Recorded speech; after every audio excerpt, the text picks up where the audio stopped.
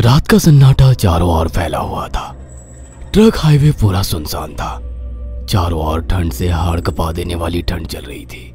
Highway के चारों ओर घना जंगल था। उसी हाईवे पर एक मर्सिडीज दौड़ रही थी। उसमें 3 लोग सवार थे, राहुल, निधि और उनकी 10 साल की बेटी तानिया। राहुल अपने दोस्त सैफ के घर ईद की पार्टी में शामिल होने के लिए गया था और पार्टी करके घर लौट रहा था। निधि ने मुस्कुराकर ड्राइव करते हुए राहुल से कहा, कुछ भी कहो राहुल, आज तो ईद की पार्टी में मजा आ गया।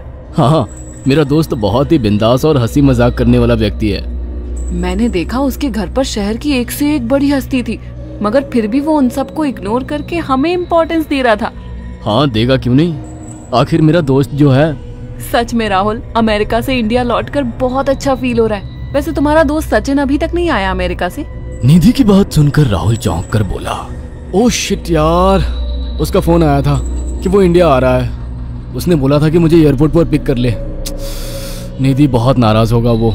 कोई बात नहीं, उससे बोल देना कि तुम्हें बिल्कुल याद नहीं रहा और फिर तुम्हें सैफ की इनवाइट की हुई ईद पार्टी में भी तो शामिल होना था।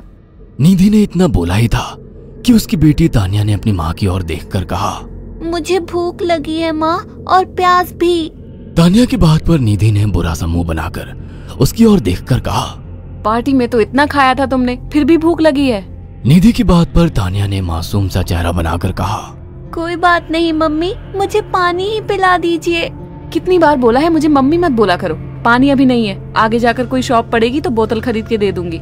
निधि की बात पर राहुल ने मुस्कुराकर कहा, छोटी बच्ची है निधि, इतना नाराज होना सही नहीं है। राहुल ने इतना कहा ही था कि अचानक एक काली परछाई राहुल की कार के सामने आकर खड़ी हो गई। राहुल के पैर अचानक ब्रेक पर पड़ गए।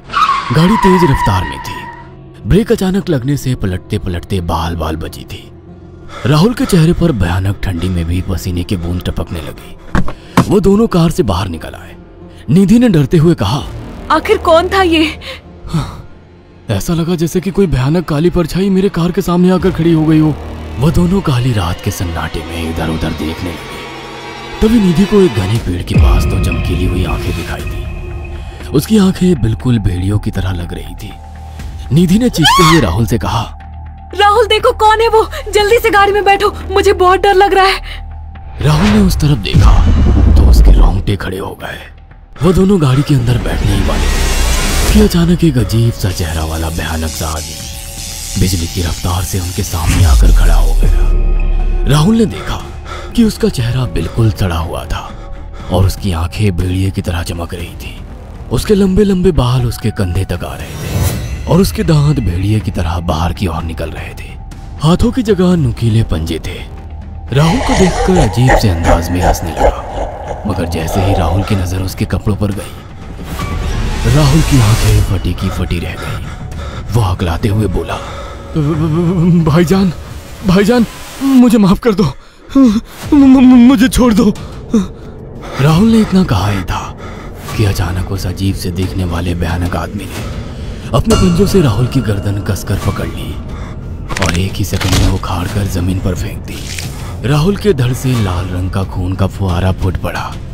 इस भयानक मंजर को देखकर निधि के गले से एक जोरदार चीख निकल गई। निधि इससे पहले भागती कि अचानक उस भयानक दिखने वाले आदमी ने निधि को पकड़ लिया और अपने नुकीले पंजे उसके पेट में गड़ा दिए और उसकी अतड़ियां बाहर निकाल दी।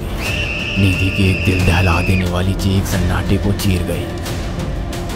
अचानक हवा का एक बवंडर उठा और वो भयानक सा दिखने वाला व्यक्ति देखते ही देखते बवंडर के साथ गायब हो गया। तानिया ने डरते डरते निधि के मोबाइल से पुलिस और सैफ को बुला लिया और कुछ ही देर में वहां चारों ओर पुलिस की गाड़ियां थी।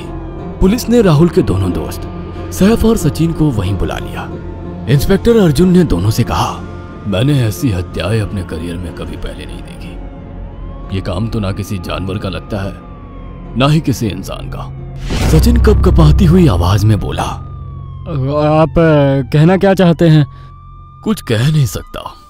जिस किसी ने भी इन दोनों को मारा है उससे एक बात तो साबित होती है कि वो इन दोनों से हद से ज्यादा नफरत करता था। अब सारी सच्चाई तो यह बच्ची ही बता सकती है। इतना बोलकर इंस्पेक्टर अर्जुन तानिया के पास चला गया, जो बेहद डरी हुई थी। तानिया ने आंखों देखी सारी घटना इंस्पेक्टर अर्जुन को बता दी। तानिया की बात सुनकर इंस्पेक्टर अर्जुन कंफ्यूज चेहरा लेकर मोबाइल पर किसी से बात करने लगे। सचिन इंस्पेक्टर के पास आ गया और सैफ भी डरता हुआ इंस्पेक्टर अर्जुन के पास आकर बोला, क्या हुआ इंस्पेक्टर? तानिया ने क्या बताया? उसने जो बताया वो काबिले यकीन नहीं है। उसकी बात पर किसी भी तरह से यकीन नहीं किया जा सकता। फिर भी कुछ तो बताया इंस्पेक्टर।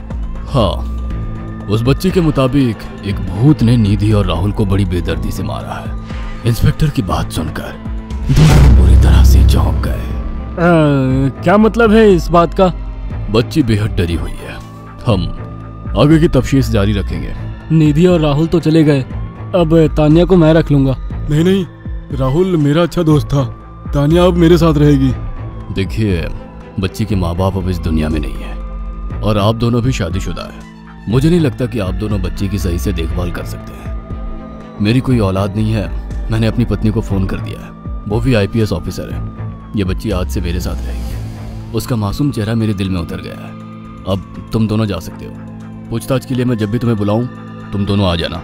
इंस्पेक्टर ने ये बात बोली ही थी कि अचानक वहां पर मौसम बदल गया।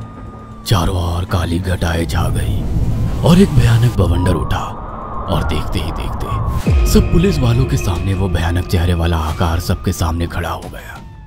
उसको देखकर सबके रोंगटे खड़े हो गए। देखते ही देखते उसने अपने भयानक पंजे सैफ की आंखों में डालकर उसकी आंखें निकाल ली।